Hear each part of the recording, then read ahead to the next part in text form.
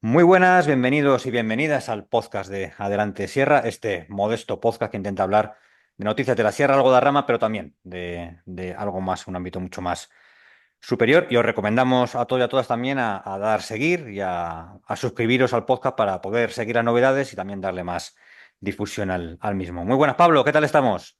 Muy buenas, Fernando. Pues hoy salimos de la sierra y nos vamos a algo nacional, ¿no? Un problema nacional.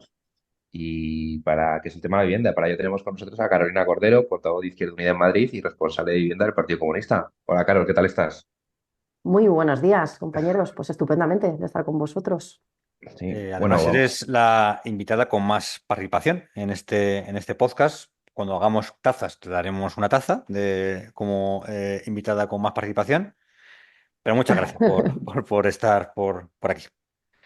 Y como decía Pablo, el próximo domingo, día 13, se ha convocado una manifestación para defender el derecho a la vivienda en la Comunidad de Madrid, también en el Estado, convocada por organizaciones vecinales como la FRAM, sindicatos como comisiones obreras o colectivos como Ecologistas en Acción y también apoyada por diversos partidos políticos.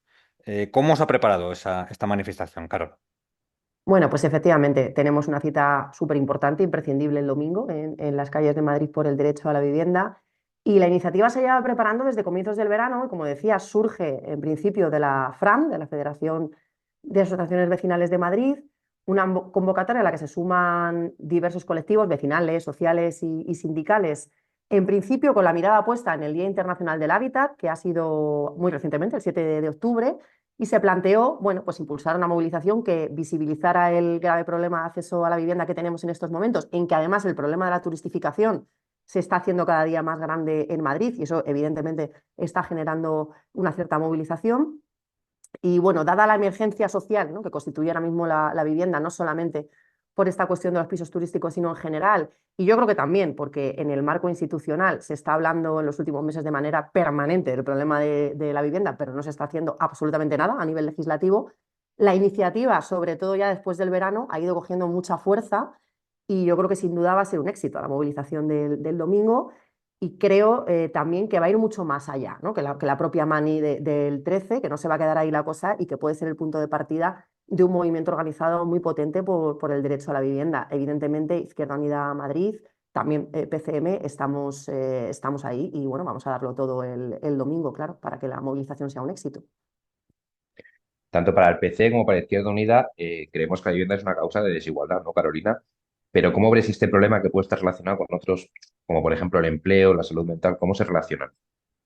Bueno, a ver, cuando los derechos no se garantizan, se convierten en privilegios para quienes no se los pueden pagar, ¿no? Y eso es lo que está pasando ahora mismo en un país en el que la vivienda no se concibe como un derecho, sino como un bien de mercado y, por tanto, como un privilegio para quien se lo puede permitir. Yo diría que si no es el mayor, ahora mismo es uno de los, sin duda, mayores productores de desigualdad, el acceso a una vivienda, porque al fin y al cabo se trata de una transferencia de renta de las personas con menos recursos a las personas que más recursos tienen, que son las que tienen esas viviendas en propiedad.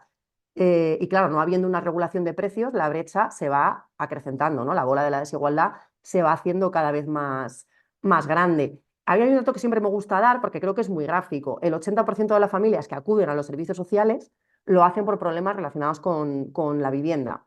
Eh, Poco más que decir, ¿no? Yo creo que el dato habla por sí solo. Y me preguntáis por cómo afecta a cuestiones como el empleo y la salud mental. Bueno, pues en cuanto al empleo, en primer lugar es que estamos viendo que los avances que sí que ha habido y que hay que reconocer en materia laboral están sirviendo de poco. Es decir, por ejemplo, la subida del salario mínimo. Es que no está aliviando las condiciones de vida de la gente porque el precio del alquiler sigue creciendo y se lleva toda esa subida y, de hecho, no solo esa subida, sino mucho más, ¿no? Y afecta también negativamente porque la falta de oferta de vivienda dificulta también que se puedan desarrollar ciertos empleos. Esto lo estamos viendo muy particularmente, por ejemplo, en las islas, ¿no?, en Baleares y Canarias, donde los precios de la vivienda se han disparado tan escandalosamente que hay empleos que ni siquiera se cubren porque nadie se va a vivir allí, ¿no?, porque a nadie le sale rentable. Por tanto, al empleo le afecta de una manera directa. Y en cuanto a la salud mental, pues qué decir, es que una vivienda es mucho más que cuatro paredes y un techo.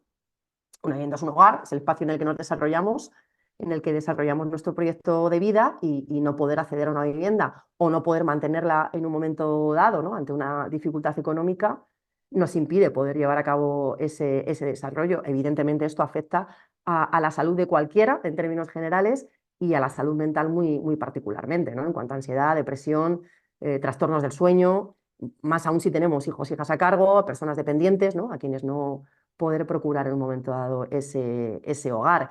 Y bueno, es que conocemos incluso casos extremos que han llegado a los medios de comunicación de personas que incluso han llegado a quitarse la vida ante el hecho de que iba a llegar una comisión judicial a echarles de su casa con lo puesto y sin una alternativa, ¿no? Esto es muy duro, pero yo creo que conviene que lo tengamos muy presente porque esta es la sociedad en la que vivimos y yo creo que lo primero es tomar conciencia de que en nuestra sociedad están pasando estas cosas sin que además haya ni la más mínima trascendencia social, ¿no? Es terrible. En cualquier caso, yo voy a aprovechar también aquí para hacer un poco de publi, pero es que es muy recomendable un artículo que ha escrito nuestro compañero, que es dirección de Izquierda Unida Madrid, Daniel Cuesta, que es sanitario, que es un referente en el movimiento por la sanidad pública en Madrid y que en el último ejemplar de Mundo Obrero pues, ha escrito precisamente sobre esto, sobre cómo está impactando el problema de acceso a la vivienda a la salud mental.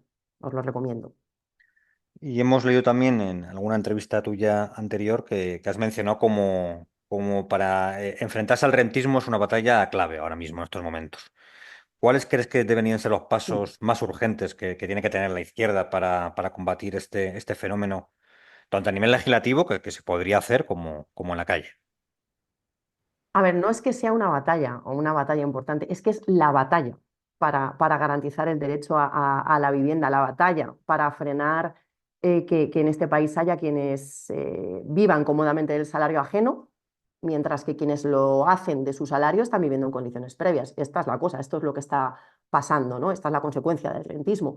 Y si las políticas de vivienda no van en esta dirección, en la de acabar con este fenómeno del rentismo, no van a ser suficientes. Por mucho que se legislen medidas paliativas, que, bueno, pueden estar bien, ayudas puntuales, bienvenidas sean, si sirven para mejorar la vida de las personas, pero desde luego no van a ser suficientes y serán como mucho parches.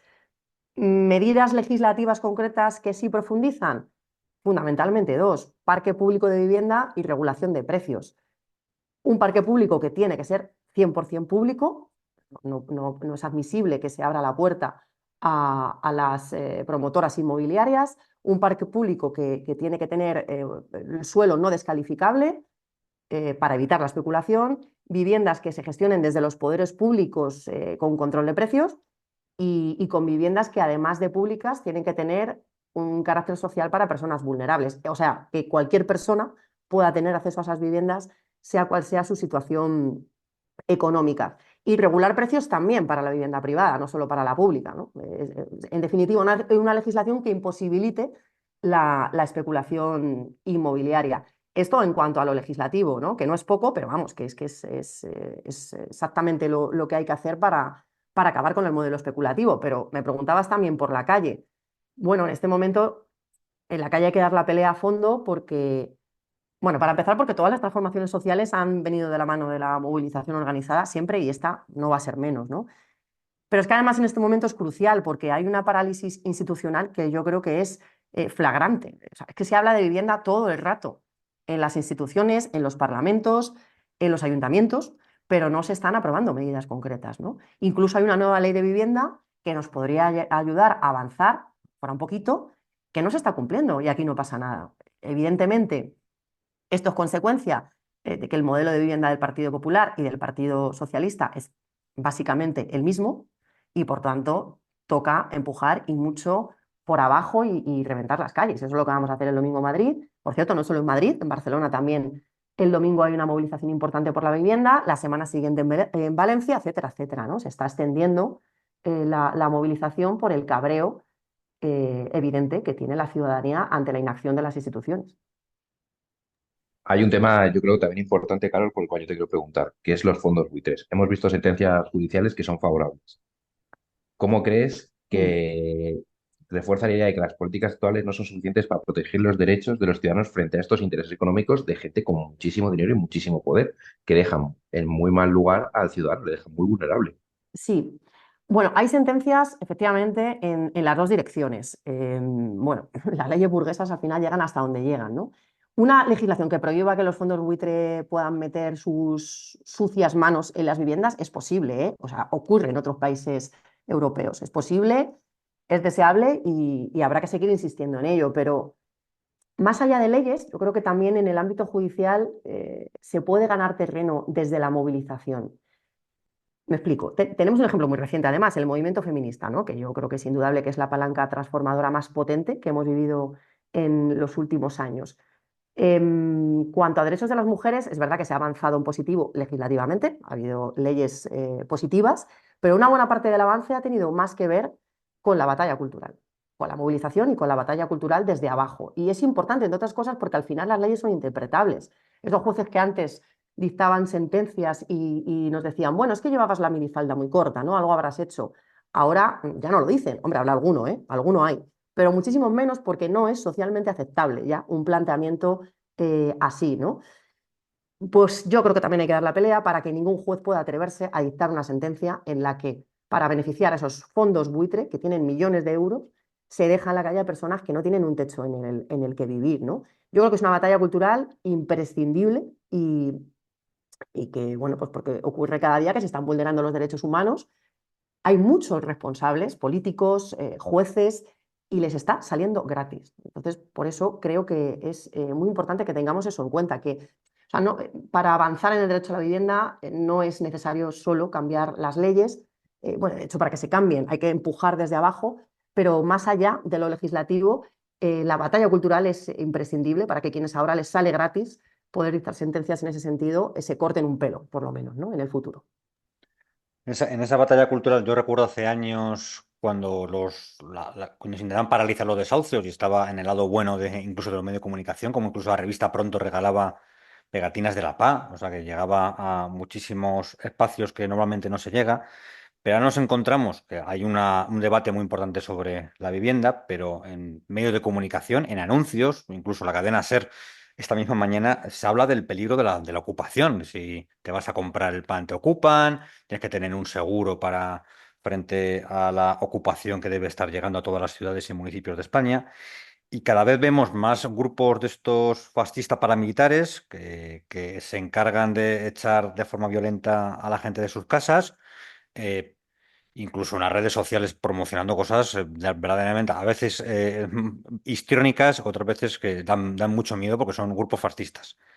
¿Qué se puede hacer para luchar contra estos grupos que cada vez son más, que deben ser un negocio importante y que tienen una impunidad total en estos momentos? Sí, sí, impunidad total, efectivamente. Bueno, voy a ser muy clara. Toda la represión posible por parte de las fuerzas de seguridad contra esta gentuza, que son matones y que son nazis. Y así hay que llamarles, porque no son otra cosa. Y como son nazis, pues se están aprovechando del contexto de odio que está hoy instalado en el ambiente y que tiene que ver, claro, con que tenemos a la ultraderecha en las instituciones.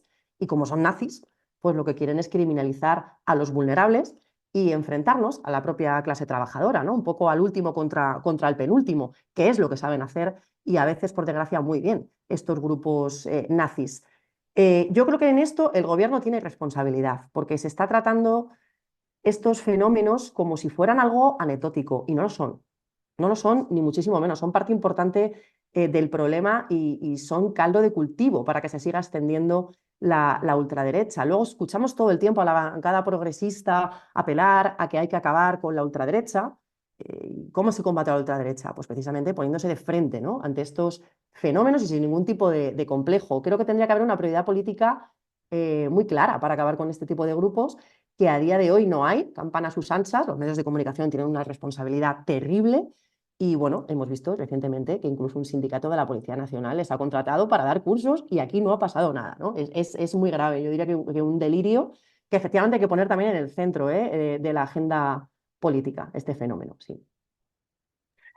Claro, tenemos en Madrid un problema que son los pisos turísticos, pero yo creo que este problema no solo es en Madrid. Hemos visto este verano manifestaciones, por ejemplo, en Canarias y vemos cómo esto está expulsando a la gente. ¿Qué medidas podemos hacer o tomar para frenar este tipo de alquileres? Sí, bueno, yo creo, para empezar con este tema, con esto del turismo, yo creo que hace falta una reflexión que nos está dando, aún siendo un asunto del que se está hablando todo el rato, ¿eh? O sea, no hay semana que no se escriban artículos en prensa al respecto, está el asunto en las tertulias de todas las televisiones todos los días, pero el problema es que se parte de una premisa que se plantea como indiscutible y que por supuesto es muy discutible, y es esa cosa de que cuanto más turismo mejor, ¿no? Entonces yo lo escucho cada vez que pongo una tertulia en la televisión. Cuanto más turismo mejor para el país porque genera riqueza. Y la pregunta que nos tenemos que hacer ahí en alto es, ¿cuanto más turismo mejor para quién? ¿Para quién está siendo mejor? Porque si nuestros salarios siguen siendo bajos y nos cuesta hasta llenar la cesta de la compra y llegar a fin de mes, si los precios de los alquileres siguen subiendo escandalosamente, pues evidentemente para nosotros, para la mayoría social de este país, no está siendo mejor el auge del turismo, ¿no? Porque nuestra calidad de vida no solamente no está mejorando, sino todo lo contrario. Y aquí se están beneficiando los de siempre, vaya, pues la élite económica, ¿no? Y ese es el punto de partida, ¿no? Un modelo que pretenden que demos por hecho y que no tenemos por qué dar por hecho. Y la proliferación de pisos turísticos, por la que me preguntabas, es solo una consecuencia más de ese modelo pues, neoliberal y de país periférico de Europa que se ha asumido en este país mayoritariamente desde hace mucho tiempo y que hay que combatir, claro. Concretamente, atajar el problema de los pisos turísticos es una cuestión de voluntad política, que no hay ahora mismo, porque el problema está más que identificado. Es decir, habría que empezar, bueno, a hablar de limitación de turismo, ¿no? Porque no es sostenible en el tiempo el planteamiento actual. Y en cuanto a la regulación de ese tipo de negocios, pues bueno, que paguen sus impuestos, que no lo están haciendo a día de hoy, que haya una regulación contundente en ese sentido y regulación de precios de alquileres, evidentemente. Hay una cosa más, claro, habría que prohibir también que grandes tenedores puedan hacerse con edificios enteros, que es lo que está ocurriendo en las grandes ciudades como en Madrid, pero no solo en Madrid, ¿eh? Porque el efecto de este fenómeno, lo que se llama la turistificación, está provocando en los barrios unos efectos absolutamente nocivos. Es que se está echando a la gente de sus casas, de sus barrios, especialmente, por cierto, a la gente mayor, que lleva ahí viviendo toda la vida, y se está acabando con el comercio local, con el tejido. Y bueno, pues yo creo que si no se pone freno a esto, en el medio plazo las consecuencias van a ser absolutamente terroríficas. Es una batalla súper importante esta. Yo creo, Fernando, que Carol nos ha dado una idea para un siguiente programa, que es qué tipo de turismo queremos en nuestro país y cómo lo tenemos que gestionar. Pero bueno, dará Me para otro encantará programa. escucharlo, sí. Te voy a preguntar por un tema que a mí, por mi entorno, me toca muy de lleno, que es el tema de los problemas que tenemos la juventud española o la juventud trabajadora para poder emanciparnos y para poder acceder a una vivienda digna y empezar a formar nuestro proyecto y nuestras familias, que creo que ahora, sin ayuda paternal o sin ayudas puntuales, es muy, muy complicado. Sí, claro, ahora dependes pues, de los ingresos y del patrimonio de familiar, ¿no? Y por tanto es un problema que afecta mucho más a los jóvenes de las capas más vulnerables, como sucede por desgracia con casi todo. El problema de la vivienda está especialmente ligado a la precariedad y evidentemente el sector de la sociedad más precario es la juventud, ¿no? Por tanto, pues la dificultad ahí es enorme. Un dato también esclarecedor. En los últimos 10 años han subido los alquileres 8 veces más que los salarios de los jóvenes, ¿no? También habla por sí solo el dato. Hay iniciativas que se están planteando y que se están llevando a cabo, como el bono joven, que es una solución, pues bueno, que evidentemente es una buena medida, en la medida en que quienes lo perciben, pues ven un poquito aliviada su situación económica a la hora de hacer frente al alquiler, pero no es una solución a fondo. La solución estructural pasa por tener un parque de vivienda público que ponga a disposición viviendas con unos parámetros que garanticen que la juventud tiene pleno acceso a esas viviendas. Así de sencillo. Bueno, así de sencillo y así de difícil legislar en esta dirección porque no hay una mayoría ahora mismo parlamentaria que esté en estas, pero es el camino, ¿no? Porque solo los poderes públicos pueden garantizar eso, ¿no? Que las viviendas son accesibles para todo el mundo, independientemente de sus circunstancias socioeconómicas y de la precariedad. Y bueno, más allá de políticas de vivienda, evidentemente la solución de la juventud pasa por acabar con la precariedad laboral. Claro, esto ya no es un tema de vivienda, pero es evidente que influye de manera determinante a la hora de que una persona joven pueda salir de su casa y comenzar efectivamente a desarrollar ese proyecto de vida al que tiene todo el derecho del mundo.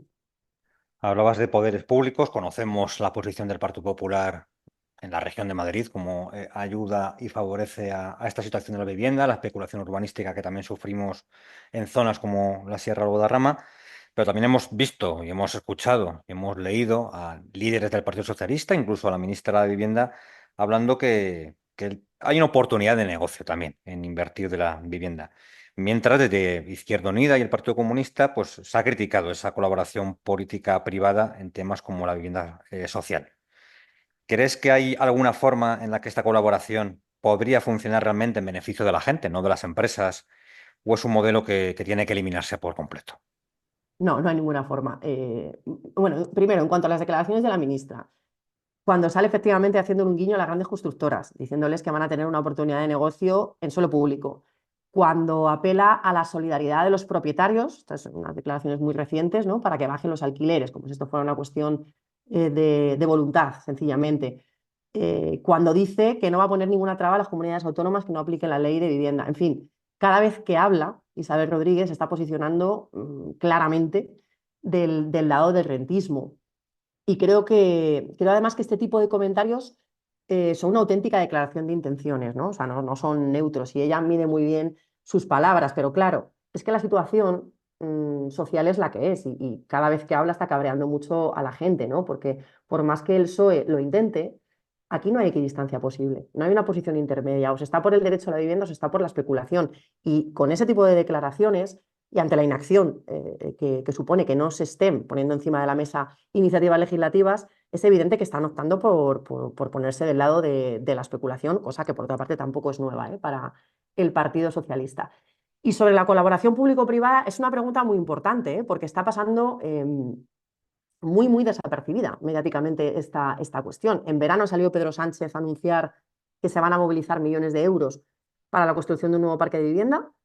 Hasta ahí bien, yo creo que todo el mundo está de acuerdo en que hacen falta viviendas, aunque por cierto, no solo habrá que construir, que en este país hay mucha tendencia a pensar solo en la construcción, también habrá que rehabilitar, también habrá que impulsar planes de vivienda en zonas rurales, que es un asunto muy importante del que nos está hablando, pero bueno, sí, hace falta construir viviendas nuevas, hasta ahí de acuerdo. La pregunta ahora es cómo, la pregunta ahora es qué modelo de parque público de vivienda queremos, no es un tema menor, porque dependiendo de cómo se plantee esta medida, va a servir para avanzar en el derecho a la vivienda o va a servir para todo lo contrario, para perpetuar el modelo especulativo actual.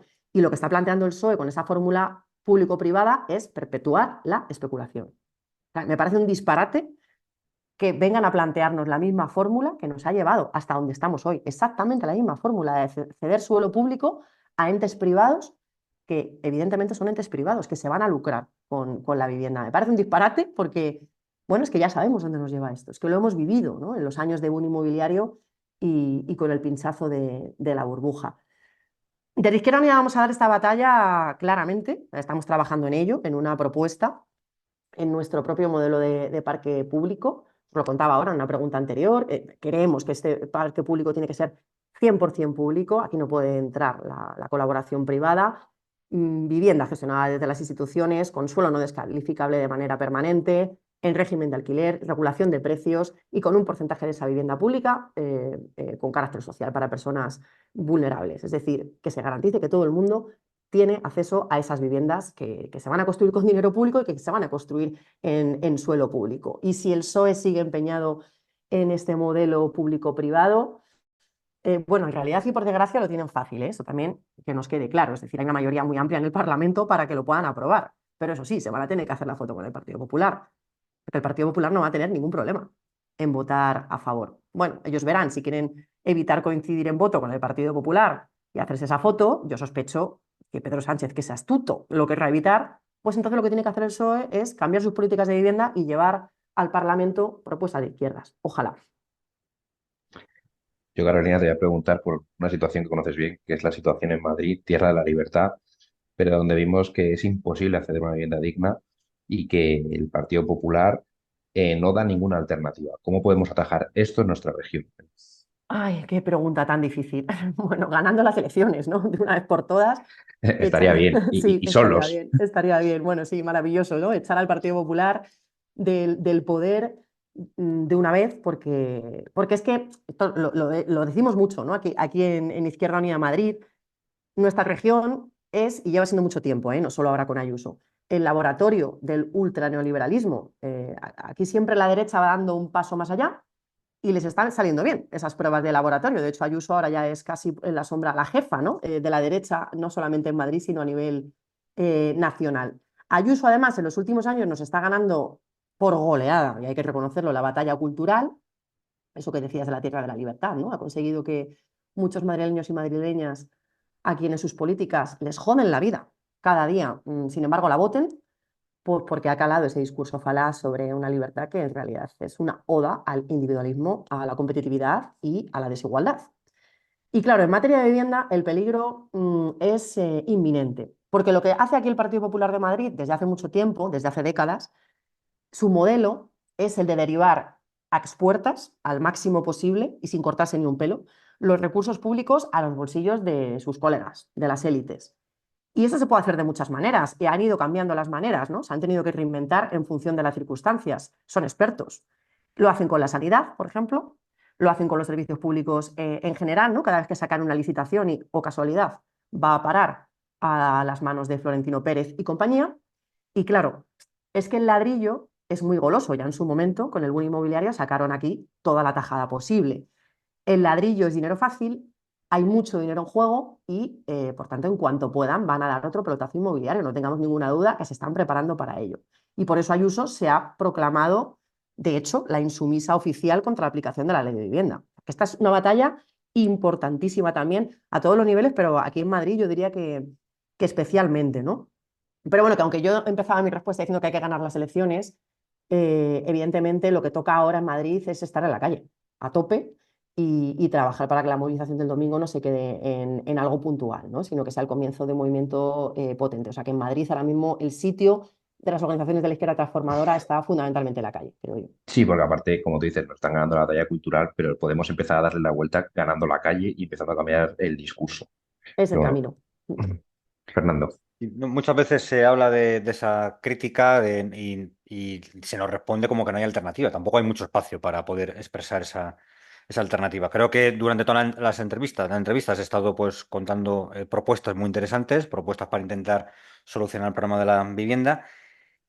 ¿Hay algún modelo que esté siendo aplicado que pueda ser útil, ya sea a nivel de nuestro estado, a algún país extranjero, para solucionar el problema que tenemos en la Comunidad de Madrid y en el Estado español? Sí, sí, claro que los hay, modelos no especulativos, modelos que apuestan, insisto, todo el rato lo mismo, pero es que es el camino por los parques de vivienda públicos y modelos que apuestan por la regulación de precios, también para la vivienda privada. Yo creo que el más conocido es el modelo vienés, se habla últimamente mucho de él, porque claro, es que allí nos llevan, que se dice pronto, un siglo de ventaja, ¿no? O sea, que es un modelo de parque de vivienda público y potente que se puso en marcha hace un siglo. Pero bueno, no hay que irse tan lejos. Aquí en España hay iniciativas interesantes también, ¿eh? Lo que pasa es que a pequeña escala, cooperativas sin ánimo de lucro, que tienen viviendas en régimen de alquiler. Provivienda, por ejemplo, está en eso, y aquí en Madrid. Está también el proyecto de Entre Patios, también en Madrid, con viviendas no en alquiler, sino en régimen de cesión de uso, que es un modelo también muy interesante, no especulativo. En fin, iniciativas que están ahí, son pequeñitas, pero que están marcando el camino a seguir, a las que no se les está dando ningún tipo de visibilidad en los medios de comunicación, porque los medios están mucho más interesados, evidentemente, en contribuir a perpetuar el modelo especulativo y a meternos miedo, por supuesto, con las ocupaciones y estas cosas, y a blanquear a los nazis. Pero es que tampoco se les está dando ningún tipo de proyección a estos proyectos desde las instituciones. O sea, no hay una apuesta para que estos modelos proliferen y se extiendan. Y eso, evidentemente, tampoco es casualidad. Y por cierto, País Vasco, ahí también llevan, yo diría que por lo menos 20 años, en los que el suelo público para la vivienda pública la plantean no descalificable ni a 30 ni a 40 años, de manera permanente. Y es una medida muy importante para frenar la especulación que está funcionando allí. Tampoco se habla mucho de esta cuestión y la tenemos cerquita, aquí en España. Fernando, ¿qué es la última? A ir cerrando. Bueno, vale, vamos a ir terminando. Que además, Pablo, creo que no estás en casa y a lo mejor vuelves y te han ocupado la casa. Bueno, Has he dejado hablado, bien. Carol, has Tengo un hablado amigo muchas aquí. veces de la necesidad de una izquierda valiente y transformadora. ¿Cuáles crees que tienen que ser o serán los mayores desafíos para el PC, para Izquierda Unida, para la izquierda en general, en los próximos años, tanto en Madrid como en el resto del Estado? Pues mira, yo creo que parte de ellos los hemos ido ahora desglosando un poco, ¿no? A lo largo de la entrevista, porque el reto es trasladar a la ciudadanía que tenemos una propuesta alternativa que sí da respuesta a los problemas concretos de la mayoría de la gente. El reto es que se entienda mayoritariamente que no tenemos por qué asumir, ¿no? el marco neoliberal. Por eso insistimos mucho, desde Izquierda Unida Madrid, además llevamos mucho tiempo insistiendo en ello, que la propuesta política de la izquierda tiene que tiene que asentarse sobre la materialidad, pero claro, es que ahora mismo hablar de materialidad es hablar de vivienda. Es hablar de vivienda, porque de hecho creo que el problema de la vivienda va a marcar el futuro próximo de la política de este país, ¿eh? En una dirección o en otra, pero creo que lo va a marcar porque es el mayor problema social al que nos enfrentamos que condiciona enormemente la vida de la mayoría de la gente, ¿no? Yo creo, no es que tengan ni mucho menos todas las respuestas para solucionar los problemas que arrastramos la izquierda, ojalá, pero ni mucho menos. Pero sí que creo que hace falta que tengamos una posición con vocación de transformación social sin complejos. Que no significa que tengamos que estar en posiciones maximalistas todo el rato sin ceder en nada. Vamos, la correlación de fuerzas es la que es, pero sí se trata de ser firmes en posición y ser siempre parte de la solución. Aquí la política no es neutra, ahora eres parte de la solución o eres parte del problema. Y tenemos que estar siempre en ese lado de parte de la solución, ¿no?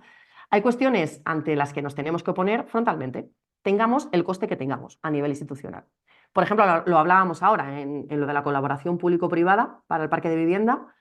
Ahí no caben medias tintas. Y si el Partido Socialista sigue empeñado, nosotros tendremos que desmarcarnos de esa medida, claramente. Por ejemplo, esta semana también salía la idea esta del Ministerio de Seguridad Social de las bajas flexibles, ¿no? Pues es otra ideaca que desde luego no nos interpela y nos tenemos que oponer radicalmente, ¿no? O sea, hay que oponerse a este tipo de medidas que nos las pinten como nos las pinten, suponen avanzar en el problema, ¿no? En un modelo neoliberal que no es el nuestro y que es el que venimos precisamente a combatir.